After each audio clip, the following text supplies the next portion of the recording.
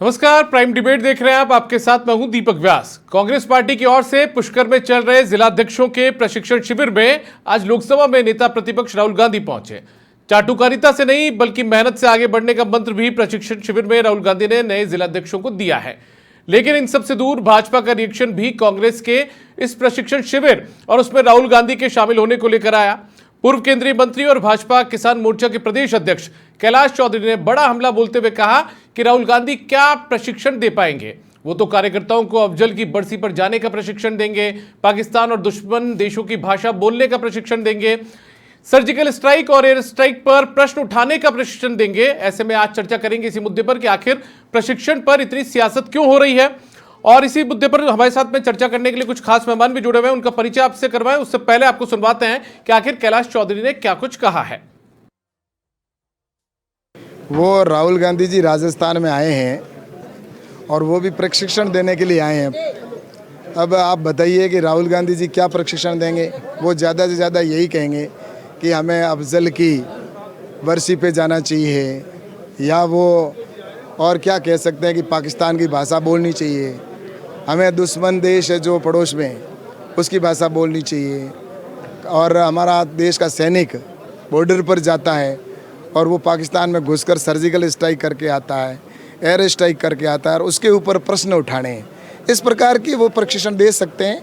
और मुझे लगता है कि भारतीय जनता पार्टी का अभी जो प्रशिक्षण हुआ उसमें जिस प्रकार से एक एक विषय पे चर्चा हुई और एक राष्ट्रवाद पर बात की गई, देश को मजबूत करने की बात हुई, संगठन की बात हुई। तो आखिर इस प्रशिक्षण शिविर पर सियासत क्यों हो रही है, इसी मुद्दे पर चर्चा करेंगे। हमारे साथ में कुछ खास मेहमान जुड़ चुके हैं, उनका परिचय आपसे करवा देते हैं। हमारे साथ में एकलव्य सिंह जी जुड़ चुके हैं जो कि राजनीतिक विश्लेषक हैं। हमारे साथ में राजेश कटारा जी जुड़ चुके हैं जो कि कांग्रेस पार्टी के प्रवक्ता है। साथ ही शैलेश कौशिक जी भी हमारे साथ में जुड़ चुके हैं जो कि भारतीय जनता पार्टी के प्रवक्ता। आप तीनों का बहुत स्वागत है। राजेश कटारा जी, जब कुछ दिन पहले हम कांग्रेस के और बीजेपी के दोनों के प्रशिक्षण शिविर पर बात कर रहे थे तो कांग्रेस के जो प्रवक्ता थे वो कह रहे थे कि हमारे प्रशिक्षण शिविर में सेवा, सद्भाव, समर्पण, त्याग, बलिदान, इन सब चीजों का प्रशिक्षण दिया जाता है। लेकिन आज जिस तरीके से कैलाश चौधरी का रिएक्शन सामने आया वो तो कुछ अलग ही कहानी कर रहे हैं। देखिए दीपक जी, आपने देखा होगा कैलाश चौधरी जो इनके मंत्रियों को कोई सीरियस नहीं लेता, किस तरह के लोग बोल रहे हैं, किस तरह के इन पे आरोप लगा रहे हैं। आपने देखा होगा अभी 2 दिन पहले हनुमान बेनीवाल जी ने क्या बोला, उस पर कोई कैलाश चौधरी जी कुछ नहीं बोलेंगे। नीट के पेपर पे कैलाश चौधरी जी कुछ नहीं बोलेंगे। जिस तरह से भ्रष्टाचार हो रहा है उस पर कैलाश चौधरी जी कुछ नहीं बोलेंगे। आपने देखा होगा हर दिन 20 बच्चे लापता हो रहे हैं राजस्थान के अंदर, उस पर कैलाश चौधरी जी कुछ नहीं बोलेंगे। डीजल पेट्रोल की जो रेटें बढ़ रही हैं और उस पर कोई एक शब्द भी नहीं बोलेंगे। उनको राहुल गांधी की चिंता और पाकिस्तान की चिंता। बार बार इतनी बार पाकिस्तान का नाम लेते हैं। संसद में राहुल गांधी जी ने अम्बेडकर जी का नाम लिया तो गृह मंत्री जी बोल रहे थे कि भाई इतना नाम लो तो भगवान मिल जाएंगे, परंतु आप बार बार पाकिस्तान का नाम लेकर के ऐसा कौन सा प्रेम है पाकिस्तान का, ऐसा बिरयानी का कौन सा टेस्ट मिल गया, कौन सा स्वाद मिल गया बिरयानी का जो बार बार पाकिस्तान की याद करके इनकी जीभ ललचा जाती है और राहुल गांधी का नाम लेकर के ये अपनी खुशियां और दुगनी करना चाहते हैं। राहुल गांधी जी क्या प्रशिक्षण देंगे? राहुल गांधी जी ने प्रशिक्षण दिया ना किसानों को, खालिस्तानी मत बताइए आप, 3 काले कानून मत लाइए। फिर वो 3 काले कानून आपने वापस क्यों लिए? क्योंकि वो खालिस्तानी थे, वो तो आप उनको खालिस्तानी बोल चुके थे। गोल्ड मेडलिस्ट बेटियों के साथ आपने जिस तरह का तो व्यवहार किया वो बताया राहुल गांधी जी ने कि इस तरह का देश के अंदर नहीं होना चाहिए। राहुल गांधी जी की बात ना ही करें, ज्यादा ठीक है। और इस देश को और बचाओ आपदाओं से, ये ना सोचें कि आप देखिए पुलवामा में जो हमला हुआ अभी, और जब स्ट्राइक करी इन्होंने तो अमेरिका के कहने से सीज फायर किया है, उसका जवाब नहीं दे पाए लोकसभा के अंदर। कैलाश चौधरी जी एक शब्द भी नहीं बोले उस पर, कि सिर्फ इतना ही बोलते प्रधानमंत्री जी कि भाई अमेरिका ने कुछ नहीं कहा, मध्यस्थता अमेरिका ने नहीं की। तेल कहां से खरीदेंगे उसकी डिसाइड अमेरिका करती है, ना कि भारत देश कभी डिसाइड करता, उस पर कुछ नहीं बोलेंगे। बस राहुल गांधी जी का नाम लो, प्रशिक्षण क्या देने आए।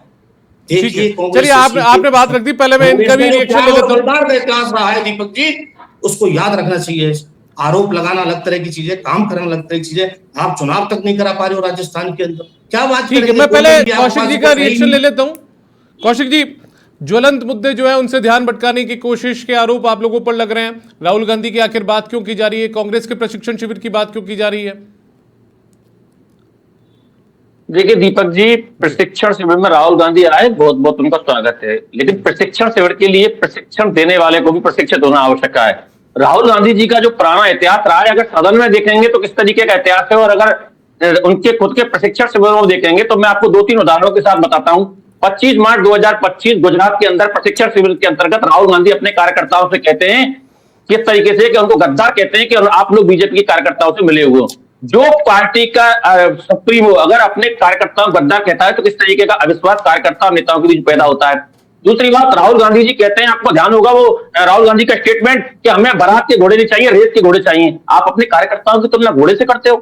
तीसरी बात, इनके जो मल्लिकार्जुन खड़गे जो इनके राष्ट्रीय अध्यक्ष हैं, वो जून 2025 में कांग्रेस पीसीसी की न्याय संकल्प रैली होती है दिल्ली के अंतर्गत, उसमें कहते हैं हमें बूथ पर भौंकने वाले कार्यकर्ता चाहिए। तो आप अपने कार्यकर्ताओं की तुलना किससे करते हो? तो ये क्या प्रशिक्षण देने आए? पहले आप खुद तो प्रशिक्षित होइए। अब रही बात जो कैलाश चौधरी ने कही, बिल्कुल सही कही।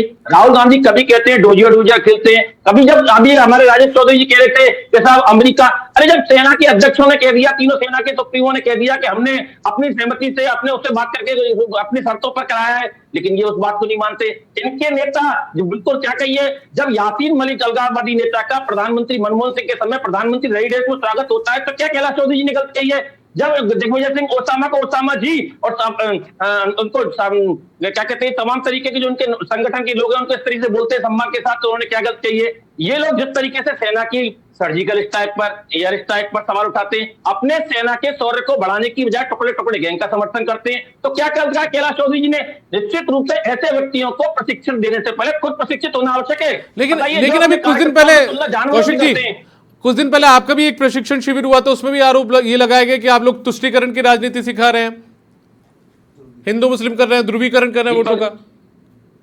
दीपक जी, हमारे प्रशिक्षण शिविर के अंतर्गत तो मैं अपने प्रशिक्षण शिविर के 10 पॉइंट बता सकता हूं। अगर राजेश कटारा जी अपने प्रशिक्षकों की, इनको पता ही नहीं प्रशिक्षण शिविर क्या होता है। हमारे प्रशिक्षण शिविर संगठन, रीति नीति, पार्टी का विस्तार, पार्टी की कार्य योजना, मोदी सरकार की योजना है, इनको बात होती है। ठीक है, मैं पहले एकलव्य जी भी हमारे साथ में मौजूद है। नहीं, तुष्टीकरण कांग्रेस की आदत है, अल्पसंख्यकों के नाम पर खेलना कांग्रेस की आदत है, हमारी नहीं है। तुष्टीकरण की नीति तो कांग्रेस की रही है और इसी आधार पर राज किया है इन्होंने। आपने सुना एकलव्य जी, तुष्टीकरण वर्सेस ध्रुवीकरण, इनकी बातें ज्यादा है। आप कहते हैं कि ठीक है हिंदू मुस्लिम सिखाते हैं, आप लोग ये कहते हैं कि पाकिस्तान की भाषा बोलना सिखाएंगे। आखिर इतना बवाल क्यों प्रशिक्षण शिविर पर? देखिए, सबसे पहले तो दीपक जी एक बात तो माननी पड़ेगी कि जो हमने 2023 के आसपास जो दृश्य देखे थे या 2018 में जो हम दृश्य देखते थे, जिस तरह से राजस्थान में जो संगठन के तौर पे जो खींचतान रही सचिन पायलट और अशोक गहलोत जी को लेके, या कमलनाथ और ज्योतिरादित्य सिंधिया को लेके, उस समय से लेके अभी तक राहुल गांधी जी ने एक लंबा सफ़र तय करा है। और मुझे लगता है कि इस बात की सराहना होनी चाहिए कि जो हमने अभी कर्नाटका में देखा, जिस तरह से एक जिसे कहते हैं कि स्मूथ ट्रांसफ़र ऑफ पावर, मैंने तो नहीं देखा कि वहाँ पे कोई ख़ास तकलीफ हुई। जिस भी तरह से मैनेज करना था वो कर लिया गया। हालांकि जितना मैंने ऑब्जर्व करा है कांग्रेस को, राहुल गांधी जी बेसिकली कांग्रेस के एक आइडियोलॉजिकल स्पीयर हेड हैं। वो संगठन में ज़्यादा इंटरफेयर नहीं करते, वो उनके जो खास लोग हैं वो संभालते हैं, या फिर सोनिया गांधी जी और प्रियंका गांधी जी संभालती हैं।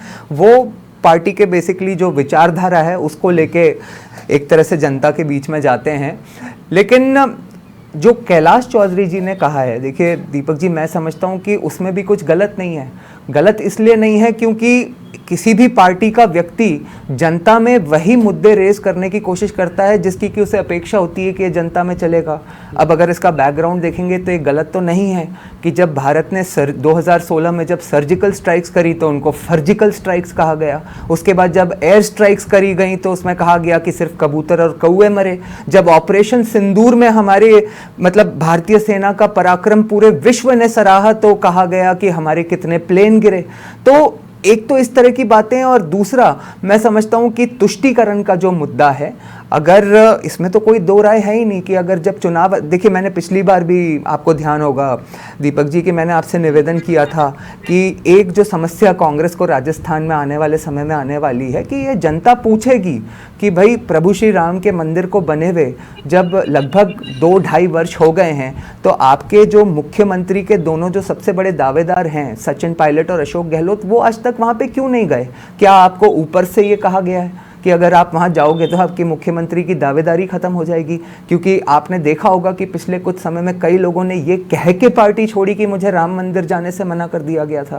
तो मैं समझता हूँ कि राहुल गांधी जी अपने हिसाब से जो भी कर सकते हैं उन्होंने जो वहाँ पे किया है। अब यहाँ पे मतलब वहाँ पे वो लगभग 80 वर्ष के हो चुके थे, होने वाले हैं अपने जो सिद्धारमैया जी हैं, लेकिन यहाँ पे अशोक गहलोत जी का आपने देखा होगा कि लोग कहते हैं कि पिछली बार भी एक 2.5 वर्ष के का एक फॉर्मूला था, लेकिन जब 2.5 वर्ष हुए तो अशोक गहलोत जी ने किस तरह से मतलब एक कहते हैं कि ऑलमोस्ट बगावत मोड में आ गए थे। उनको राष्ट्रीय अध्यक्ष का पद ऑफर किया गया था, ऐसी खबरें थी, लेकिन फिर भी उन्होंने यहाँ मुख्यमंत्री बना रहना ज़्यादा सही समझा, और उनके बीच में जो खींचतान हुई उसके बाद उसका चुनाव में भी एक बुरा असर हुआ कांग्रेस के लिए। आपको लगता है कि मतलब ये जो भविष्य के चुनाव होंगे उसमें ये जो बीजेपी जिस तरीके के सवाल खड़े कर रही है इसका नुकसान भी इनको होगा, या उस नैरेटिव को चेंज करना पड़ेगा कांग्रेस पार्टी को? देखिए, एक बात तो है कि नैरेटिव बीजेपी अवश्य खड़ा करेगी, क्योंकि जब वो उसको दिखाई दे रहा है कि ये एक मुद्दा है तो वो नैरेटिव खड़ा करने की कोशिश करेगी। अब कांग्रेस उसको कैसे काउंटर कर पाती है ये एक सवाल है। ठीक है राजेश कटारा जी, ठीक है, आपका प्रशिक्षण शिविर कांग्रेस पार्टी का, कोई आप जैसा भी प्रशिक्षण देना चाहें कार्यकर्ताओं को अलग बात है, जिलाध्यक्षों को जो भी प्रशिक्षण देना चाहें, लेकिन इस बीच में जो पुराना जो बयानबाजियां होती है कांग्रेस पार्टी के नेताओं की तरफ से, जो बयानबाजियां की गई, जिन बातों का जिक्र आज यहां पर करते हुए नजर आए कैलाश चौधरी जयपुर के भीतर बीजेपी कार्यालय में, उन सब चीजों को किस तरीके से काउंटर करेंगे आप लोग? देखिए, काउंटर किया हुआ, काउंटर जनता कर रही है। एकलव्य जी को मैं बताना चाहता हूँ, एकलव्य जी ने जितनी चीजें बताते हैं ये कांग्रेस के विरोध में बोलते हैं, भाजपा की एक भी कमी ये शायद नहीं दिख रही होगी। हो सकता है इन्होंने भी एक चश्मा पहन रखा होगा एकलव्य जी ने। तारीफ तो करिए आज आपकी, राहुल गांधी जी की तारीफ करिए इन्होंने स्टार्टिंग में। दीपक जी, आज के देखिए, आज का मुद्दा ये है ही नहीं। आज का मुद्दा ये जनता के साथ आप क्या कर रहे हैं, जनता के साथ आपने कितना धोखा किया। आप डॉलर की बात कभी करती नहीं, हर आदमी जुड़ा हुआ है। आप डीजल पेट्रोल की बात एकलव्य जी ने बिल्कुल नहीं कही कि जनता किस तरीके से त्राहिमाम हो रही है। किसानों को आप नकली खाद बीत दे रहे हो, उसकी चिंता नहीं है। इनको चिंता है राहुल गांधी जी की। राहुल गांधी जी का नाम आते ही पूरी भाजपा और पूरे उनके समर्थक लोग एकदम खड़े हो जाते हैं। उनको पता नहीं इतना डर क्यों है राहुल गांधी जी से। अरे डर नहीं है, पाकिस्तान का नाम डर नहीं है भाई, पाकिस्तान के नाम लेकर के आप कितना, जब तक राहुल जी मोदी जी को कोई तकलीफ नहीं है, जनता बेवकूफ नहीं बनने वाली है। प्रशासन शिविर की बात में पहली बार ऐसा हो रहा है कि सत्ता पक्ष के लोग ही हंगामा कर रहे हैं, विपक्ष में निशाना साधे, विपक्ष सत्ता पक्ष में निशाना साधता, जनता की कोई सुनने वाला ही नहीं है। किस तरह आप बताइए, ये सरकार काले झंडों से इतनी डर जाती है। सर मैं ये कह रहा हूं, प्रशिक्षण शिविर में आप लोगों ने प्रशिक्षण दिया, लेकिन आप तो नहीं करेंगे। अभी कुचामन में इनके प्रदेश अध्यक्ष जी को काले झंडे दिखाए, उसके बाद उनको अरेस्ट कर लिया। तहसीलदार ने बेचारे जमानत दे दी, 151 उनको अरेस्ट किया, तहसीलदार को हटा दिया। कटारा जी सवाल ये है कि आप भले ठीक है, आप प्रशिक्षित करिए अपने कार्यकर्ताओं को, होनी चाहिए दीपक जी। कटारा जी आप प्रशिक्षित कर रहे हैं, ठीक है, आप उन्हें सेवा, समर्पण, त्याग, बलिदान तमाम चीजें बताइए, लेकिन इस बीच जो बीजेपी जिस तरीके के सवाल उठा रही है, दीपक जी इतिहास है, सेवा, समर्पण, बलिदान। और आप भाजपा का एक बता दीजिए, अगर देश की आजादी में किसी की एक भी उंगली कटी हो, किसी ने कोई कुर्बानी दी हो देश के लिए, तो बता दीजिए। ये लोग तिरंगे झंडे का ही अपमान करते हैं, उसका ही सम्मान नहीं कर पाते। ठीक है, मैं मान गया आपकी, लेकिन मैं ये कह रहा हूं कि ठीक है, आप जो भी प्रशिक्षण देना चाहे दीजिए, लेकिन आज जो कैलाश चौधरी या बीजेपी के नेताओं ने जो सवाल खड़े किए हैं उसको किस तरीके से आप धो पाएंगे उन आरोपों को? शासनकाल में देश के लोग, कटारा जी उन आरोपों को किस तरीके से धो पाएंगे? कुर्बानी देनी पड़ रही है। कटारा जी उन आरोपों को किस तरीके से धो पाएंगे? चाहे ऑपरेशन सिंदूर की बात करिए, उस समय जो भी कांग्रेस के नेताओं ने जो बयान दे दिए, सर्जिकल स्ट्राइक की बात कर लीजिए, एयर स्ट्राइक की बात कर लीजिए, कोई आरोप नहीं है। ऑपरेशन सिंदूर क्यों हुआ, किसकी नाकामी थी? ये प्रधानमंत्री जी बोलते थे अगर देश की सीमाओं पर हमला होता है तो सरकार की नीयत में खोट है। आज वही प्रधानमंत्री जी अपनी बात को दोहराते तो ज्यादा ठीक रहेगा। ठीक है, दोहराए अपनी बात को। ठीक है, हमला हुआ, ठीक है, शैलेश जी कैसे हुआ, कहाँ नाकामयाबी रही सरकार की, आप बताइए। आप सरकार की नाकामयाबी छुपाई कितने लोग, ठीक है, दिल्ली में शैलेश जी आज जो भी आरोप शैलेश जी जो भी बातें उठाई गई, जो भी आरोप लगाए गए, वो आप लोगों की नाकामी थी, जिसकी वजह से इन लोगों ने मामले उठाए थे। ये तो ये कह रहे हैं वो कैसे आ गए और दिल्ली में उस पर ब्लास्ट हो गए, दिल्ली के अंदर। सरकार ठीक है, शैलेश जी जवाब दे देंगे। शैलेश जी आप सुन रहे होंगे, टारगेट करती है। तो देश की जनता पढ़ी लिखी है, देश में सब लोग जानते हैं इस चीज को। दीपक जी आप कितने दिन नेहरू जी को और उनको टारगेट, ठीक है, चलिए शैलेश जी, आपको कुछ करना पड़ेगा ग्राउंड पे, आप ग्राउंड पे करिए। आप शैलेश जी सुना आपने जी? ये उल्टा आप लोगों पर ही आरोप लगा रहे हैं कि ठीक है, यदि आप लोगों ने देश की सरहद की सुरक्षा की होती, लोगों की जान की रक्षा की होती, तो शायद ये ऑपरेशन सिंदूर की जरूरत नहीं पड़ती और ये सवाल नहीं उठाते। फिर देखिए दीपक जी, ये तो पूरा देश जानता है कि देश की सरहदों की सुरक्षा किस सरकार में है।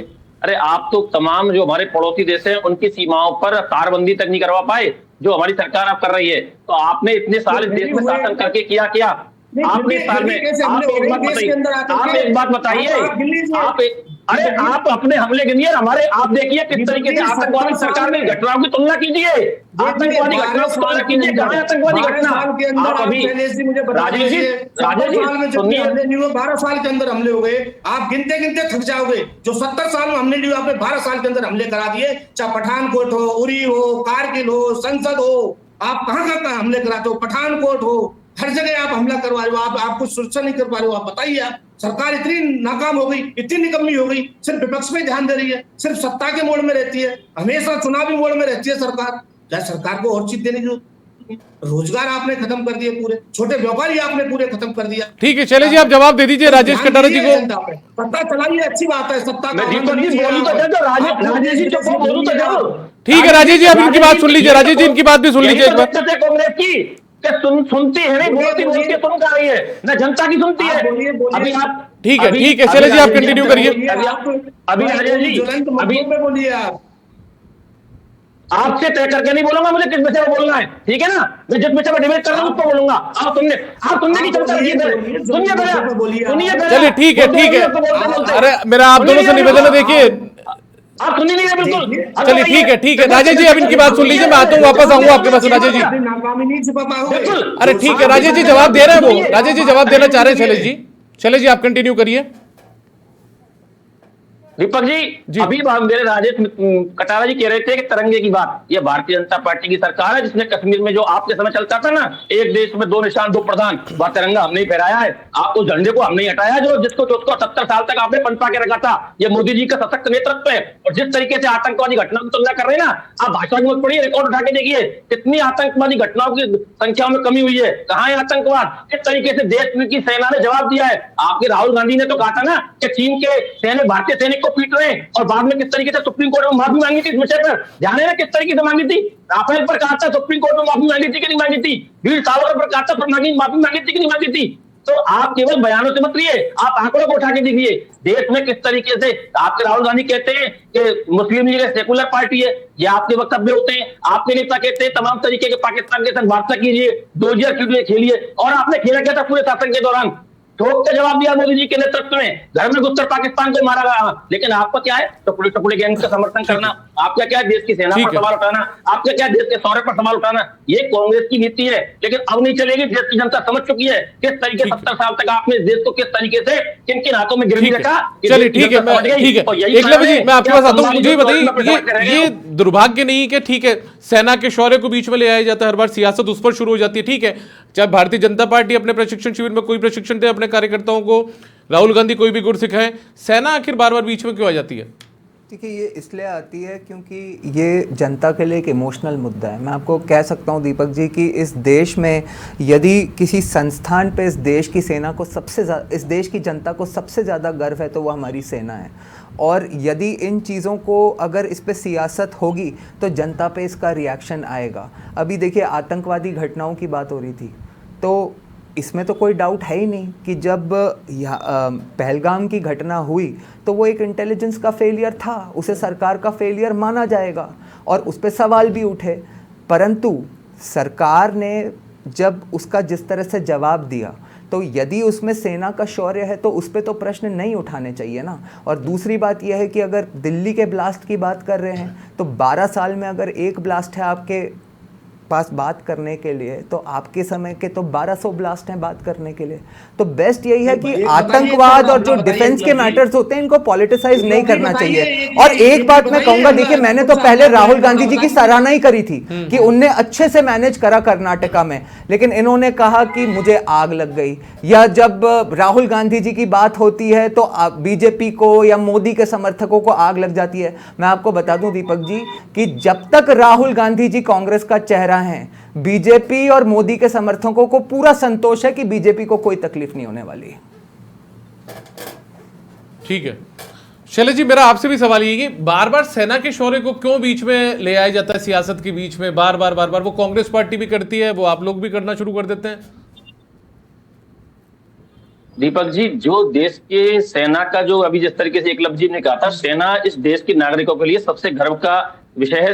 अगर उसके विषय पर कांग्रेस पार्टी या तमाम एनडीए गठबंधन के दल सवाल उठाएंगे तो निश्चित रूप से भारतीय जनता पार्टी नहीं, देश का हर व्यक्ति जवाब देता है, और वो जवाब लगातार चुनाव दर चुनाव इनको मिला है। आप देखिए, अगर आप सेना पर सवाल उठाते हैं जो हमारी रक्षा कर रही है, इनके नेता, आप देखिए आप किस तरीके से बयान दिया था भारत जोड़ो यात्रा के दौरान उन्होंने कि चीनी सैनिक भारतीय सैनिकों को पीट रहे हैं। ये भारत देश के एलओपी या भारत कांग्रेस के सबसे बड़े नेता के ये बयान है। शर्म आनी चाहिए इनको इस तरह के बयान देने की। आप अपने सेना के शौर्य के, आप सेना के जवानों पर किस तरीके से सवाल उठा रहे हो। इसलिए देश की जनता इनको जवाब देती है, और निश्चित रूप से एक राष्ट्रवादी दल होने के नाते हम इस विषय पर सवाल उठाएंगे, क्योंकि इनकी करनी जो है ना, वो सेना पर जिस तरीके से सवाल उठाती है, देश की मर्यादा, संविधान, बाहर विदेशों में जाने शैलेश जी सुनिए, शैलेश जी, राहुल गांधी प्रशिक्षण देने आए, और भी बहुत सारे मुद्दे हो सकते थे। कैलाश चौधरी जी को बीच में सेना कैसे याद आ गई, और दूसरी चीजें कैसे याद आ गई? देखिए, जो बात मैंने शुरू में कही, मैंने भी कुछ मुद्दे दिए कि इन्होंने अपने कार्यकर्ताओं को जानवर तक की तुलना कर दी। इन्होंने अपने कार्यकर्ताओं से कहा कोई भौंकने वाले चाहिए, कोई रेस के घोड़े चाहिए। तो ये राहुल गांधी की क्वालिटी है, वो व्यक्ति क्या प्रशिक्षण देगा जिसको कुछ प्रशिक्षण लेने की आवश्यकता है। तो निश्चित रूप से राहुल गांधी जिस तरीके बयान देते हैं, अब ये कार्यकर्ताओं को ये प्रशिक्षित करके गए होंगे कि आपको सदन में किस तरीके से उद्यम करना है, आपको सदन में चर्चा रखनी है लेकिन मेरी तरह भाग के जाना है, आपको सदन में चर्चा नहीं करनी है। कौशिक जी सुनिए, शैलेश जी, मुझे जहां तक अभी मैं थोड़ी देर में हो सकता है ढूंढ कर भी बता दूं आपको, भारतीय जनता पार्टी के भी एक नेता का नाम सामने आया था। दो जो महिला अधिकारी थी, सैन्य अधिकारी, उनका नाम ले दिया, इसलिए भेजा था आगे कार्रवाई करने के लिए। इस तरीके की कोई कार्रवाई बेतु का बयान उन्होंने भी दिया था। कंडक सोफिया कुरैशी को लेकर भी बयान दिया गया था, आगे लाया गया। तो अच्छी बात है ना भारतीय जनता पार्टी में, तो क्या महिला सैन्य अधिकारी सक्षम है, महिला सैन्य अधिकारी जिस तरीके से, और आपने देखा पूरे ऑपरेशन सिंदूर के दौरान तो कमानी महिला सैन्य अधिकारी ने संभाल रखी थी। तो इसमें दिक्कत क्या है? ठीक, मैं एमपी के एक मंत्री थे, जहां तक मुझे पूरी जानकारी है, मैं आपको नाम भी थोड़ी देर में उनका बता दूंगा। लेकिन ठीक है शैलेश जी, मैं आप राजेश कटारा जी, मैं आपके पास आना चाहता हूं। आप लोग भी हर बार वही करते हैं, सेना के अधिकारियों को बीच में लाएंगे या सेना के शौर्य पर सवाल खड़ा करते हैं, आखिर क्यों? देखिए दीपक जी, एक भी शब्द बता दीजिए हमने सेना का नाम लिया है। इन्होंने समझौता एक्सप्रेस चलाई पाकिस्तान में, उसके बाद राहुल गांधी ने खुद ने बोला था भारत जोड़ो यात्रा में, राहुल गांधी ने भारतीय सेना को एक मिनट राहुल गांधी ने भारत जोड़ो यात्रा चीनी सैनिक भारतीय सैनिकों को पीट रहे, इससे ज्यादा क्या बोलेंगे आप? क्या बोलेंगे इससे ज्यादा? बताइए। सुना राजेश कटारा जी, सेना का गुंडा। नहीं, मैं आपको एक बात बता देता हूँ। इन्होंने कहा कि एक भी बात कही हो तो बता दो। इनके जो सबसे बड़े कैंडिडेट थे इस बार, संदीप दीक्षित, दिल्ली के इलेक्शन में उन्होंने कहा था कि हमारे सेना अध्यक्ष एक सड़क छाप गुंडे हैं। इससे ज्यादा क्या कहेंगे? तो मैं तो पूरी लाइन बता रहा हूँ, राहुल गांधी की पूरी लाइन बता रहा हूँ, राहुल गांधी की पूरी लाइन बता रहा हूँ। ठीक है राजेश जी, एक बार राजेश जी का रिएक्शन ले लेते हैं। शैलेश जी, एक बार राजेश जी का रिएक्शन। आपका चाल चरित्र और चेहरा देखा ना बीजेपी का, अभी आपके मंत्री देखा है, क्या चाल चरित्र चेहरा आपको देखा है ना, आपको देखा है ना चाल चरित्र चेहरा। कांग्रेस का चाल चरित्र चेहरा का ही परिणाम है। 1984 में 415 सीट वाली कांग्रेस आज 100 से नीचे है। ये आपके चाल चरित्र चेहरा देश की जनता के सामने आ चुका है, इसीलिए आप कांग्रेस की स्थिति में। एफआईआर दर्ज हो गई मंत्रियों के खिलाफ। आप देखिए ना कहाँ है कांग्रेस, ये कांग्रेस। ठीक है, देखिए सर, समय की कमी, एक करके सर, एक बार राजेश जी आप अपनी बात रख लीजिए। आज तक कांग्रेस ने कभी नहीं दी। आप माँ बहन की गालियां आपके मंत्री दे रहे हैं, क्या बात सिखाओ? अरे सर, अभी एकलव्य जी बता रहे थे सेना का गुंडा, वो तो सबको याद है, पूरे देश को याद है। क्या करोगे आप? राजेश जी, सेना का गुंडा किसने बताया था? एसी में चलेंगे, सॉरी, सड़क का गुंडा। पुलिस वाला बेचारा अगर एसी में बैठ गया तो उस पर ही आप प्रश्न उठा रहे हो। उसको इस तरीके धमकारियों को कोई नौकर है बेचारा, कोई क्या है? इस तरह की गालियां दोगे? आपको क्या लाइसेंस? सड़क का गुंडा किसने बताया था सेना के अधिकारियों को? आपको नीरज गुजर ने क्या कहा था? नीरज गुजर जी ने आपने एआईसीसी के सदस्य नीरज गुजर क्या कहा था? अगर मेरे कार्यकर्ताओं की बात पकड़ेंगे तो जवाब देगी। ये आपने एआईसीसी सदस्य नीरज गुजर का जवाब है। बोलते कि नहीं बोलते? ठीक है, चलिए, ठीक है, चलिए, ठीक है। एकलव्य जी, मैं आपके साथ हूँ। मध्य प्रदेश के मंत्री विजय शाह कहते हैं दूसरी बातें, वो भी सेना के उस पर बात करना शुरू कर देते हैं। ठीक है, सियासत शुरू हो जाती है। इधर कांग्रेस पार्टी के नेताओं की बात करते हैं तो वो भी इसी तरीके से सियासत करते हैं सेना के ऊपर। फर्क है ना, मैं आपको बता देता हूँ बेसिक फर्क क्या है। जिन एमपी के मंत्री जी की आप बात कर रहे हैं, विजय शाह, उनको हटा दिया गया था। तो जनता ये देखती है कि जब इस तरह का स्वभाव होता है नेताओं का, तो उनकी जो पार्टी या सरकार होती है उस पे उनका क्या एटीट्यूड होता है। दूसरी तरफ जो ये होता है जब, तो अगर उन्हीं नेता को रिवॉर्ड किया जाएगा, जैसे मैंने आपको बताया कि संदीप दीक्षित ने जब ये बोला कि सेना अध्यक्ष सड़क के गुंडे हैं, उनको दिल्ली का सबसे बड़ा कैंडिडेट बना दिया गया, उनको अरविंद केजरीवाल के खिलाफ खड़ा कर दिया, जिसपे प्रवेश वर्मा भी जिस सीट पे लड़े थे। तो देखिए, जनता देखती है कि सामने की पार्टी ऐसी बातों को रिवॉर्ड कर रही है या पनिश कर रही है। चलिए ठीक है, बहुत शुक्रिया आपका एकलव्य जी, राजेश कटारा जी, शैलेश कौशिक जी, आप इस चर्चा में जुड़े, हिस्सा लिया।